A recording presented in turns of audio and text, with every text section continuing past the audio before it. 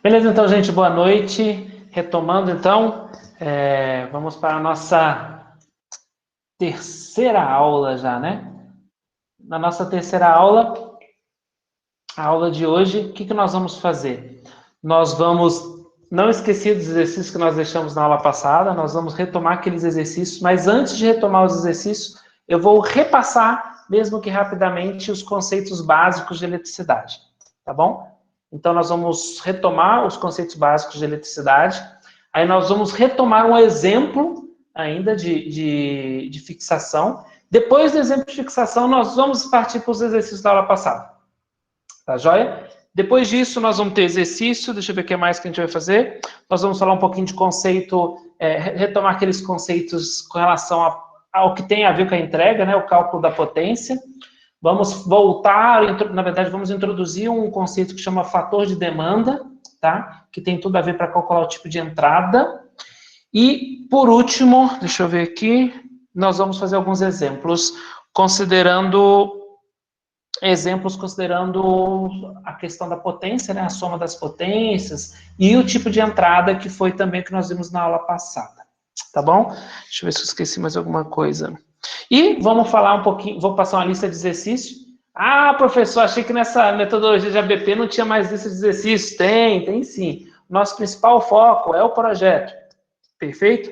Perfeito. Só que tem lista de exercícios para a gente, vamos dizer assim, absorver melhor os conceitos que nós estamos vendo, tá bom? Então, vamos ter uma lista de exercícios, vou passar. E o finalzinho da aula, eu vou falar o quê? O escopo do projeto. A entrega que é para acontecer até esse final de semana é o escopo do projeto. Eu vou disponibilizar para vocês no final da aula de hoje um documento já mais ou menos direcionado sobre o escopo do projeto, aonde vocês vão estar completando, né? Principalmente com os detalhes que eu já pedi para vocês nas últimas aulas, tá joia? Então, essa vai ser a nossa dinâmica da aula de hoje. Então, um pequeno overview da aula de hoje. Então, para dar continuidade, vamos olhar um pouquinho para trás, para depois avançarmos, tá? Vamos relembrar alguns conceitos importantes, conceitos de instalações elétricas, mais conceitos básicos de sistemas elétricos. Então, vamos lá, vamos imergir num pequeno universo de lembranças importantes, e também pode ser que para alguns não seja lembranças, né? Pode ser que para alguns seja uma primeira vez que está vendo isso aí, tá? Então, vamos lá. Introdução. Algo importante, né? Potência elétrica, ela é gerada, o conceito de potência elétrica, potência, de onde vem esse conceito? Potência, ela está associada à capacidade de realizar trabalho, tá joia? Então, por isso que você fala assim, quanto maior a potência, maior a capacidade de realizar trabalho. Vou dar um exemplo simples. A lâmpada. Qual que é o trabalho que uma lâmpada faz? Gera iluminância, né? Gera iluminação. Então, quanto maior a potência da lâmpada, maior é a capacidade de gerar iluminação, tá bom? Motor. Quanto maior a potência do motor, maior vai ser o torque dele no eixo, maior a capacidade dele de realizar torque, de realizar movimento, né? Conversão de energia elétrica em energia mecânica. E assim por diante, tá? Então, potência normalmente está associada com trabalho. E a variável potência, dentro do universo dos circuitos elétricos, ela está relacionada com duas outras grandezas, que são quais? Tensão e corrente. É a famosa potência igual tensão versus corrente, né? Então, a grandeza potência, que está relacionada com trabalho, está relacionada diretamente proporcional à tensão e à corrente que circulam por esse dispositivo, tá? Então, matematicamente, a tensão e a corrente elétrica são representadas por sinais que produzem o comportamento das mesmas, em função da forma de geração e, consequentemente, de consumo. Existem dois tipos mais comuns de energia elétrica, tá? Então, nós vamos trabalhar com os dois tipos mais usuais e que mais se vê no mercado, e acredito que são os únicos dois que a gente vai acabar tratando dentro do universo de instalações elétricas, que é o quê? Um sinal contínuo e um sinal alternado, tá? São os dois tipos de forma de tensão e corrente que nós acabamos enxergando nas instalações elétricas de forma geral, né? E vamos falar um pouquinho mais sobre esses dois tipos, tá bom? Então, só um primeiro momento, formas de energia, né? Qual que é a primeira forma de energia que nós vamos ver? A primeira forma de energia é a tensão ou sinal contínuo, né? Onde que eu tenho um exemplo de sinal contínuo, professor? Né? No meu dia a dia. No seu dia a dia é uma pilha convencional, uma pilha que você usa, por exemplo, no seu mouse, tá? Uma pilha que você usa na sua lanterna, uma pilha que você usa no seu teclado. Então, uma pilha, tá? E essa pilha, como que essa energia contínua funciona? Aqui, ó, nós temos um exemplo, por exemplo. Um exemplo, por exemplo, é redundância, né? Aqui nós temos um exemplo, que a pilha, ela é formada por uma reação química, tá? Através de uma reação química, você consegue gerar uma eletricidade, uma tensão contínua. E, da mesma forma, baterias. Baterias. Que tipo de bateria, professor? Desde a bateria do seu celular, a bateria do seu notebook, a bateria do seu carro, ou do seu futuro carro, né? Ou da sua futura moto, quem sabe, se Deus quiser. Tá? Então, todos esses são exemplos de tensão contínua. Onde mais nós temos tensão contínua funcionando, né? Nos equipamentos eletrônicos, tá, gente? Praticamente todos os equipamentos eletrônicos trabalham com tensão contínua. Os circuitos integrados, deixa eu ver se eu tenho, acho que eu tinha um aqui na minha bolsa, não vou ter agora, mas os circuitos integrados, né, esse carinha pequenininho aqui, ó, eles funcionam normalmente com tensão contínua, tá? Normalmente os circuitos integrados, eles funcionam, os CIs que a gente chama, né, circuitos integrados, eles funcionam com alimentação contínua. Então, você tem uma fonte alternada, normalmente, que passa, um sinal alternado que passa por uma fonte que vai converter o sinal de alternado para contínuo. E dentro da sua televisão, você vai ter um sinal contínuo. Dentro do seu notebook, você vai trabalhar com sinais contínuos.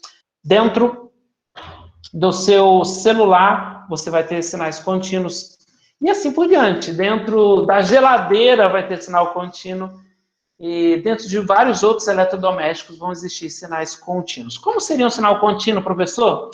Um sinal contínuo é um sinal elétrico cuja intensidade é constante, ou varia muito pouco, tá? Normalmente a gente representa dessa forma, ó. Você tem aqui a amplitude da tensão variando no tempo.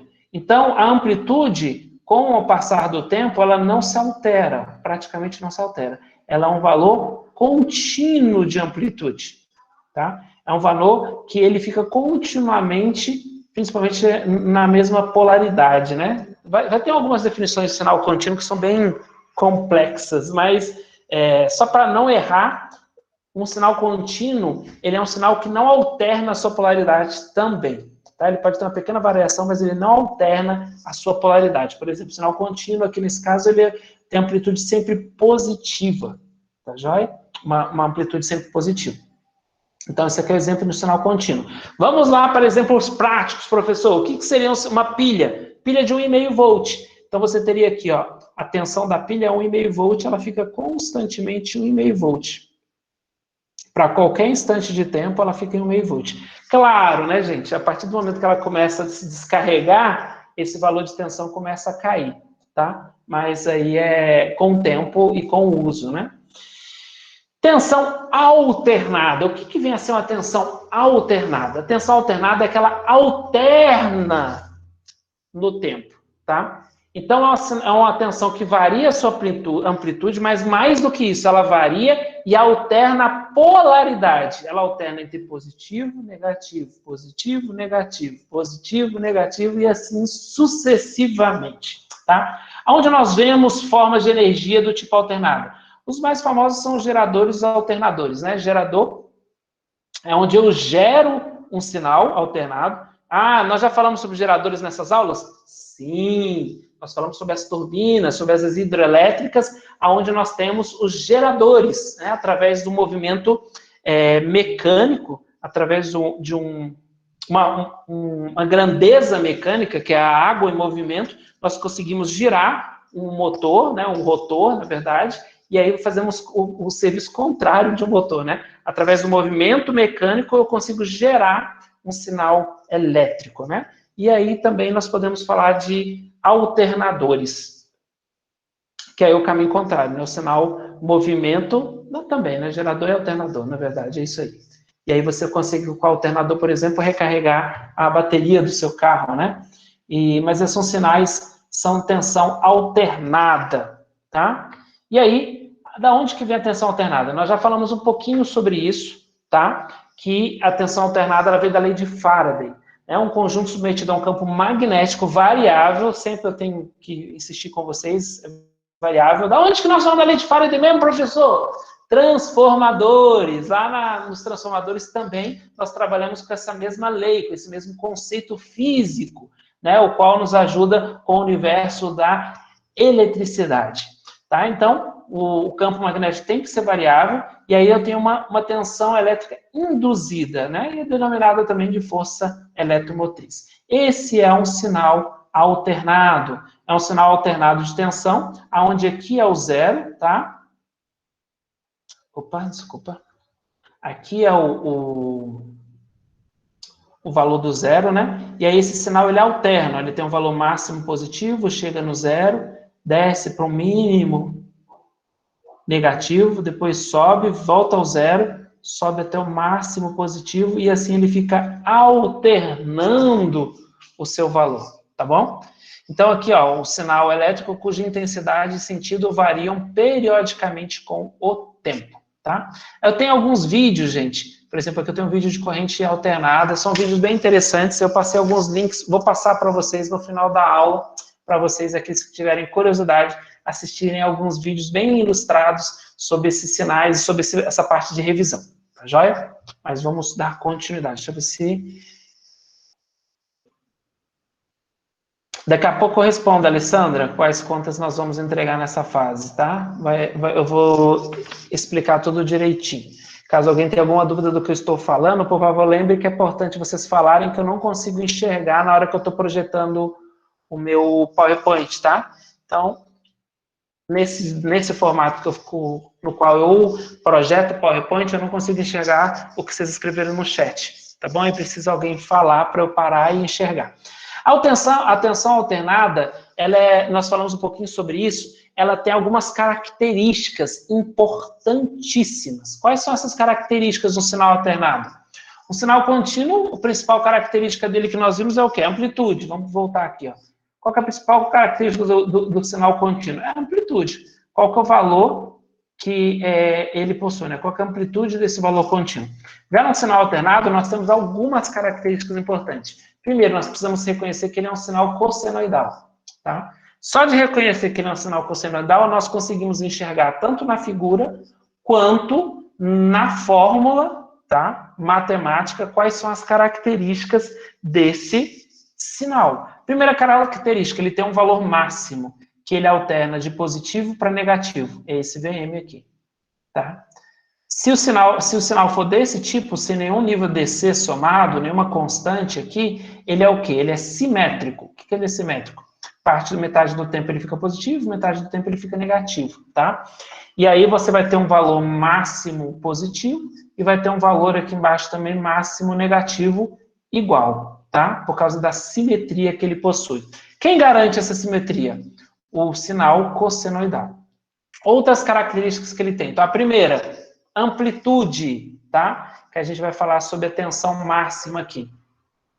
Segunda característica, frequência, tá? O período ou a frequência. O que é o período? É o tempo que tenho entre esse pico e esse pico. Na verdade, é o tempo para se repetir um ciclo completo. Então, desse ponto até esse ponto, eu tenho o quê? Um ciclo completo do sinal cossenoidal. A partir desse momento aqui, ó, ele começa o quê? A se repetir. Cossenoidal porque ele começou no ponto de máximo, tá, gente? Se ele fosse senoidal, ele ia começar o quê? No ponto de mínimo. Detalhes aí, curiosidades, só para a gente relembrar ou estar reforçando na mente, tá? Então, eu vou ter aqui a frequência angular. Essa frequência angular é, na verdade, 2πf, onde f é a frequência em Hertz, tá? Período daqui a pouco a gente vai falar um pouquinho, né? O que é frequência, o que é período. Frequência, na verdade, é inverso do período.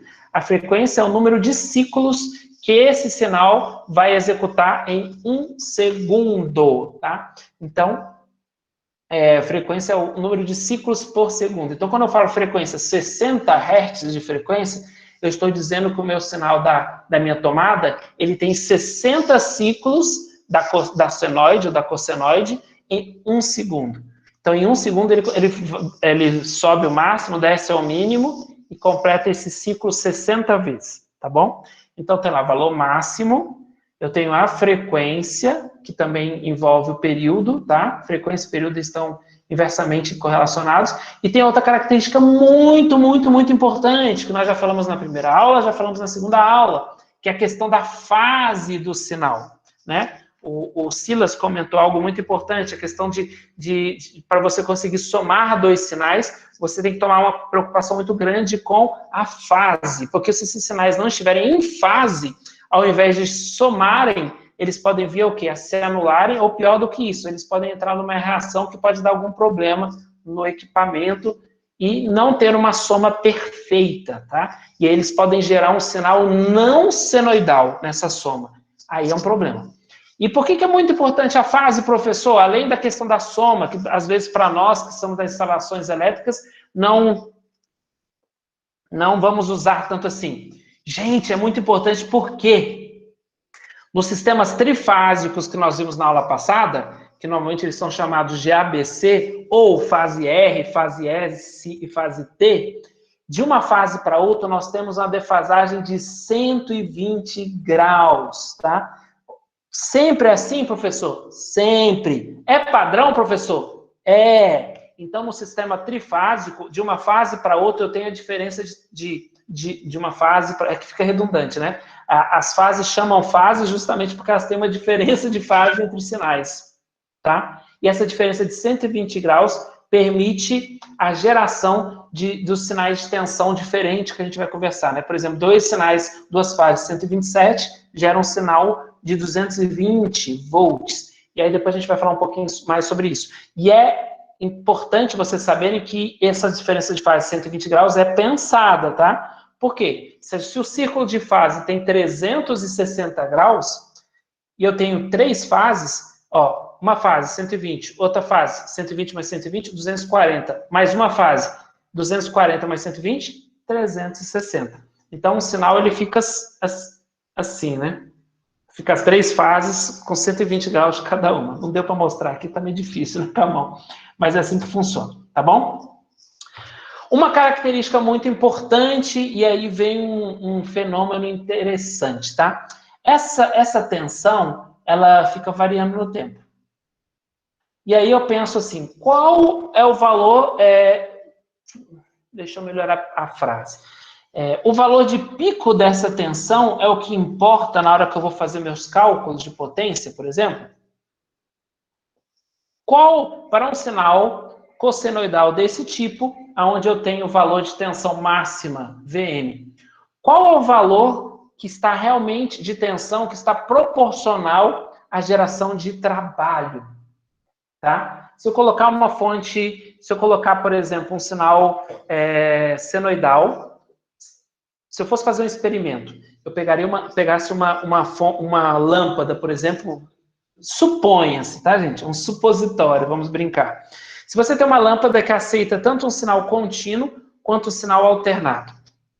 Se você coloca um sinal desse contínuo, né, com uma tensão de, por exemplo, 50 volts contínuo na lâmpada, você vai gerar uma iluminação, tá? Aí você tem essa lâmpada, você pega uma lâmpada irmã gêmea dessa, que aceita um sinal alternado. E o que você faz? Você coloca um sinal alternado desse tipo nessa lâmpada irmã gêmea.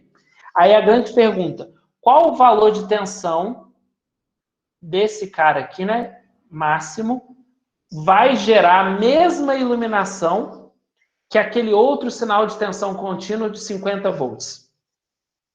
Algumas pessoas podem pensar, não, na hora que esse sinal máximo chegar em 50 volts, eu vou gerar a mesma iluminação que o outro sinal contínuo em 50 volts. Essa não é a resposta certa, tá? Por que não, professor?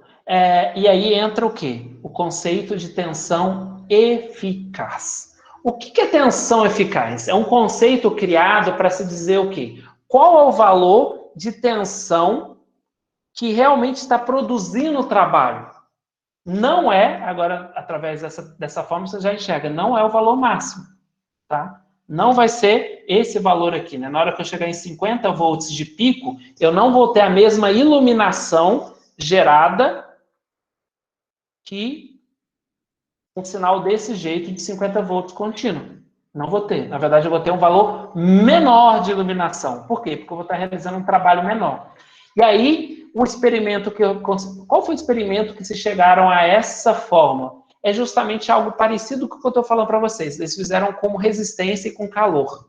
Tá? Mas é como se fosse essa ideia da iluminação. Eles foram aumentando a tensão, esse valor de tensão de pico, até que o quê? Até que esse sinal alternado conseguisse gerar o mesmo valor de iluminação que o sinal contínuo, tá?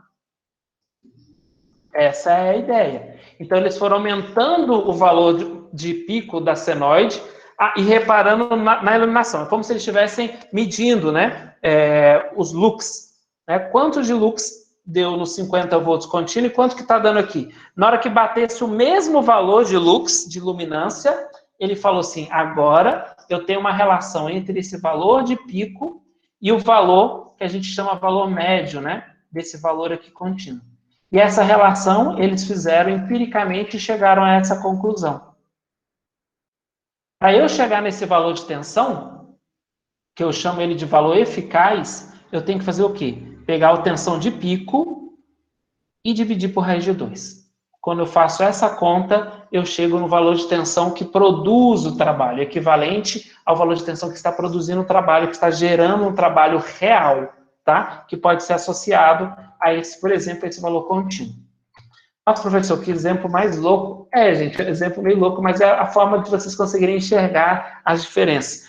O sinal, o trabalho, ele não está proporcional a esse valor de pico, mas ele está proporcional, na verdade, a quem? Ao valor eficaz, tá? Que é o valor que está realmente gerando o trabalho, né? É o valor real da tensão variante no tempo. E como que eu calculo isso? Eu pego o valor máximo, que é esse valor de pico, divido por raiz de 2. Professor, essa fórmula vale para qualquer coisa? Não! Essa fórmula só é válida para sinais cossenoidais. Para um sinal quadrado é diferente, para um sinal triangular é diferente. E só de curiosidade, vocês podem pesquisar depois. Como que eu acho esses valores? Usando conceitos de integral. Por mais que tenha o pessoal da engenharia, mecatrônico, eu acho que eles chegaram também a um conceito de integral, mas às vezes as pessoas falam, nossa, não sei para que usa aquele raio de integral. Um dos exemplos é esse, você conseguir achar as relações de tensão eficaz, de tensão contínua, de tensão média, e assim por diante. E todos esses questionamentos, tá? Eu não vou entrar aqui, porque não é a razão dessa disciplina, né, dessa aula, usar a aplicação de integral. Mas uma das aplicações de integral, por exemplo, é você conseguir calcular o valor eficaz a partir do valor máximo. Tá? O exemplo depois nós vamos fazer. Então, sinal de corrente, tá? Nós falamos sinal de tensão, sinal de corrente. Sinal de corrente, ele pode ser, vamos dizer assim, distorcido. Como assim distorcido? Ele é um sinal senoidal porque a tensão é senoidal. Mas dependendo do tipo de carga, tipo de equipamento que você liga, né, conecta no sistema, ele pode distorcer o sinal de corrente, tá? Só curiosidades para vocês. Então, o que a gente chama de carga linear? Carga linear são aquelas cargas que não distorcem, normalmente não distorcem o sinal de corrente. Então, por exemplo, em uma residência, chuveiros, lâmpadas incandescentes, que são lâmpadas no funcionamento mais resistivo, tá? Na indústria, motores elétricos não controlados também. Cargas não lineares, que é o sinal não senoidal, que gera uma deformação no sinal. Normalmente dentro de uma residência são TVs, computadores, lâmpadas eletrônicas, indústrias, motores com controle, tá? Só de curiosidade. Para cargas lineares... Oi, Fúvio. Boa noite, professor, tudo bem? Boa noite. Professor, até aproveitando isso aí que você está falando, esses dias aqui em casa eu percebi, eu acho que é da questão da eletricidade. O ventilador, ele estava oscilando a velocidade. Então tinha hora que você não mexia nele, você ligava, ele deixava, sei lá, número 2 ou número 1.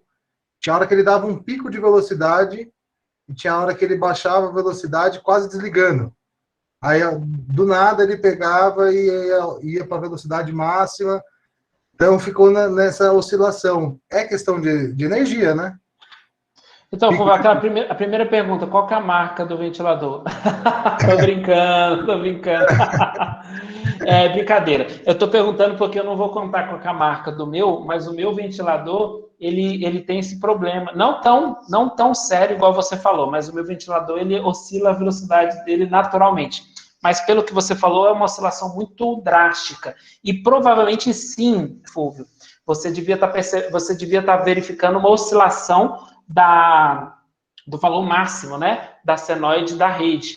Isso é muito comum. Você consegue perceber isso também na iluminação. De dia, como você não estava com nenhuma lâmpada acesa, você não conseguia ver. Mas quando é à noite, você consegue perceber, principalmente lâmpadas incandescentes também, você consegue ver uma modulação na iluminação. O que é modulação? A iluminação é como se ela ficasse, diminuísse, aumentasse. Ela fica oscilando também. Uhum. E isso não é correto, isso não é permitido, mas é muito comum em Extrema, por exemplo. Nossa, direto lá eu moro lá no Morro Grande. Nossa, direto lá fico com uma fase só, direto a rede fica oscilando, eu saio correndo para desligar os equipamentos eletrônicos, porque os equipamentos eletrônicos eles não são preparados para isso, e isso normalmente danifica os equipamentos eletrônicos, tá? Os mais sensíveis, eles acabam sendo danificados. Um ventilador não é um exemplo de um equipamento mais sensível, né? Na verdade, é um equipamento mais robusto.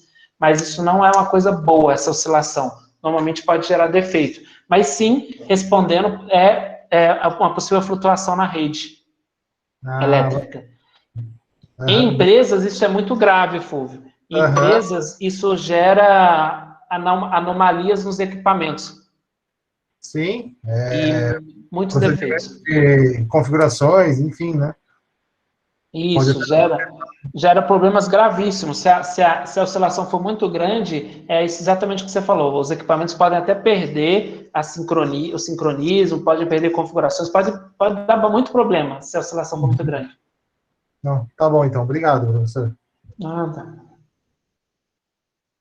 E fica a dica de passagem, tá? Extrema, eu trabalho em algumas empresas de consultoria, né?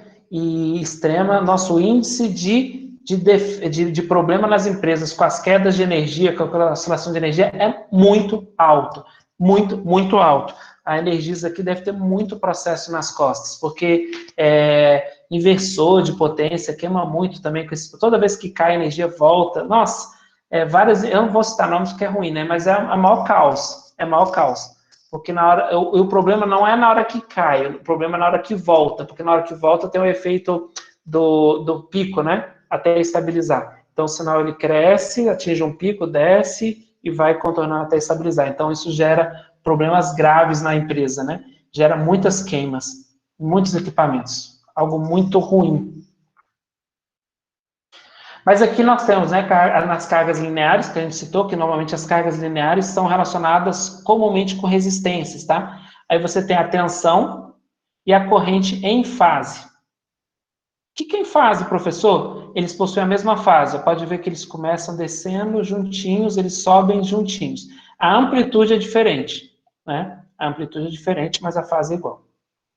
Aqui é a fórmula dos dois sinais, tá bom? E aí, as cargas lineares, quando a gente tem a parte de defasagem, quando você tem uma carga linear, mas que gera uma defasagem, aqui eles não geram defasagem, é uma resistência pura. Quando você tem uma geração de defasagem, você tem o quê? Ó? Existe o sinal de tensão, existe o sinal de corrente, mas eles não estão mais subindo e descendo juntinhos. Olha aqui a subida para você ver. Ó. Aqui eu tenho a subida, aqui eu tenho a subida. Aqui eu tenho a descida, aqui eu tenho a descida. A fase é justamente essa diferença, ó. Do ponto que cruzou zero aqui, para o ponto que cruzou zero aqui. É isso que eu chamo de diferença de fase, né? Esses dois sinais estão com uma diferença de fase. Cargas não lineares, o sinal de corrente fica um negócio meio quadradão, meio feio desse jeito, tá? E aí o contexto de potência e energia de novo, né? A potência de equipamento representa a capacidade que ele tem para realizar trabalho em um determinado tempo, tá? Então, já expliquei isso, já citei o exemplo, inclusive, da lâmpada, citei o exemplo do motor. E a potência normalmente está relacionada com a tensão e a corrente, e está relacionado com o consumo. Por quê? Se a potência é maior, quer dizer que a minha corrente é maior. Se a minha corrente é maior, quer dizer que eu puxo uma corrente maior da minha fornecedora, né? Da minha geradora, e, na verdade, da minha fornecedora de energia, e aí eu vou ter um consumo maior. Tendo um consumo maior, eu vou pagar mais. Isso é muito óbvio, né, gente? Se eu preciso fazer mais trabalho, eu preciso de mais energia. É proporcional. Quanto mais trabalho eu quero realizar, mais energia eu preciso. Quanto mais energia eu preciso mais de tensão, mais de corrente, eu preciso mais de quem está me fornecendo, né? Energia. E aí eu acabo pagando por isso, tá bom? Alguns detalhes importantes, né? O Sistema Internacional de Unidades, a medida para potência é o watt, mas normalmente tem outras unidades relacionadas à potência, né? Normalmente a gente conhece o CV, que é de cavalo-vapor, tá? E o HP, que é de horsepower, tá? Qual que é a relação disso com o watt? Eles são muito próximos, ó. Na verdade, são 10, um pouquinho, pode dizer se aproximar 10 watts, né? Mas é aproximadamente 10 watts de diferença. Então, em watt, a ideia do cavalo-vapor é 735,5 watts, né? Cada cavalo-vapor. Um CV é igual a 735,5 watts. O HP HP é igual a 745,7 watts. Tá? Só de curiosidade, porque motor, especificação de motor, normalmente é em cavalos, né? São tantos cavalos e assim por diante, ou HP, dependendo da unidade de medida. Depois a gente vai para o exemplo, tá? E aqui as fórmulas de onda de tensão defasadas, né? Sempre lembrando que potência é tensão vezes corrente, aqui a gente tem a parte de defasagem, e watt é a mesma ideia, né? De potência com relação ao tempo aqui. E aqui uma informação importante. Professor, nós vamos trabalhar muito com esse contexto? Não, mas é algo importante. O pessoal da eletrotécnica já deve estar vendo isso, da mecatrônica, na disciplina de eletrotécnica, né? A questão do triângulo de potência, que é o conceito do fator de potência. Isso é muito importante dentro do universo das instalações elétricas, tá? Por quê, professor? Porque existe a potência, aqui ó, ativa, que vai estar relacionada ao trabalho, e eu vou ter aqui uma potência aparente, que é o que eu estou consumindo da rede elétrica. E a potência que eu consumo da rede elétrica é diferente da potência que está relacionada com o trabalho. Nossa, professor, mais isso, tá? E aí, através desse ângulo aqui, eu calculo uma característica, né? Que é chamada fator de potência, que é também chamado de cosseno φ. O ideal é o quê? É que você tenha uma potência aparente, que é o que você consome da rede elétrica, igual à potência que está relacionada à geração de trabalho. E, para isso, eu preciso o quê? Zerar essa potência reativa, tá? E essa questão da potência reativa tem a ver com a essência de funcionamento do equipamento. Por exemplo, o motor, a essência de funcionamento dele é indutivo. O pessoal da engenharia civil deve estar pirando o cabeção, mas é importante para vocês ouvirem falar disso. Se ele é essência indutiva, ele tem a geração de defasagem, né? Ele defasa a corrente com relação à tensão. E gera essa questão de uma potência reativa. Não vou falar muito disso, porque não é o nosso mérito, mas é importante que vocês saibam, tá? Os conceitos aqui. O ideal é que a gente tenha um fator de potência mais próximo de 1 possível, tá? E aí, quando ele estiver em 1, a potência aparente vai se tornar igual à potência ativa e a potência ativa vai se tornar aproximadamente 0, tá? Algumas fórmulas aqui, né? Como que eu calculo o fator de potência?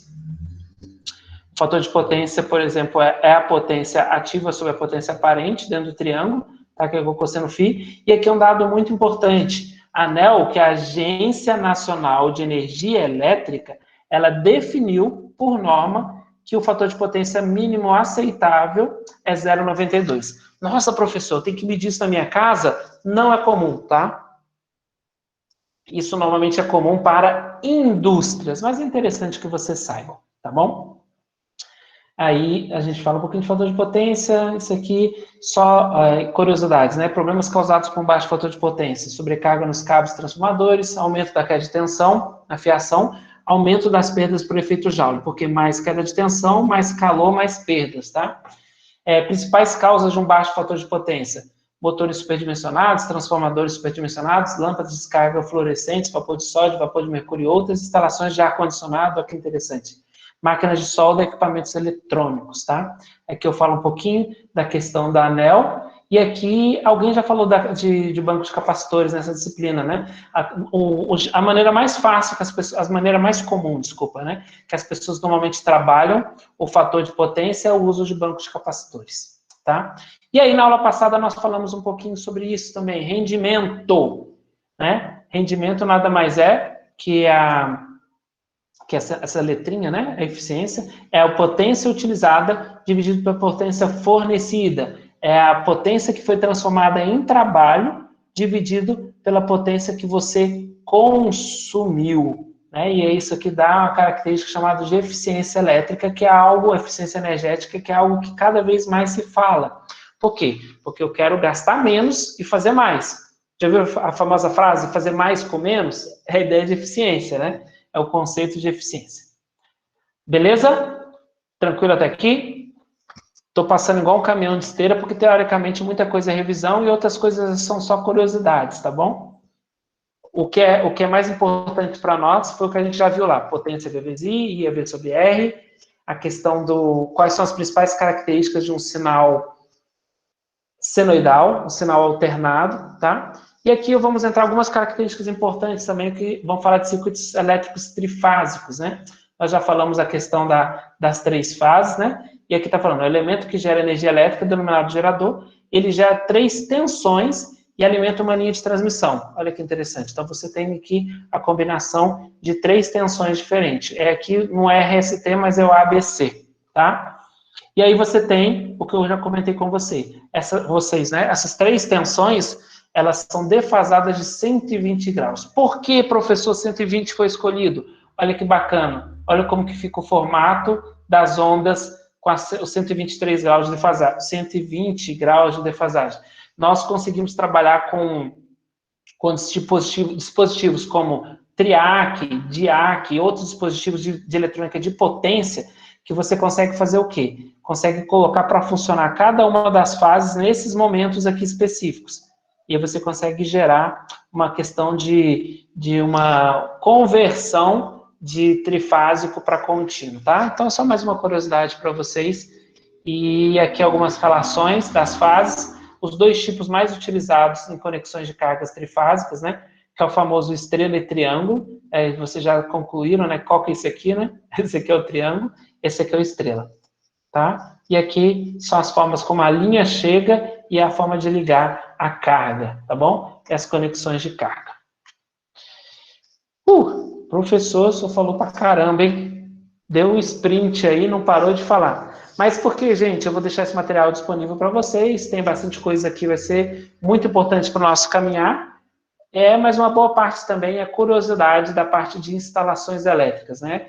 E o pessoal de mecatrônica vai acabar aprofundando essa parte de instalações e de eletricidade e toda a parte trifásica junto com o professor Douglas, se eu não estou enganado, né?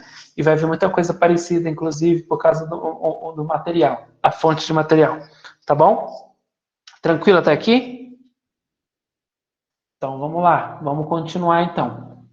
Vamos para exercício. Deixa eu só parar essa parte aqui, nossa aula.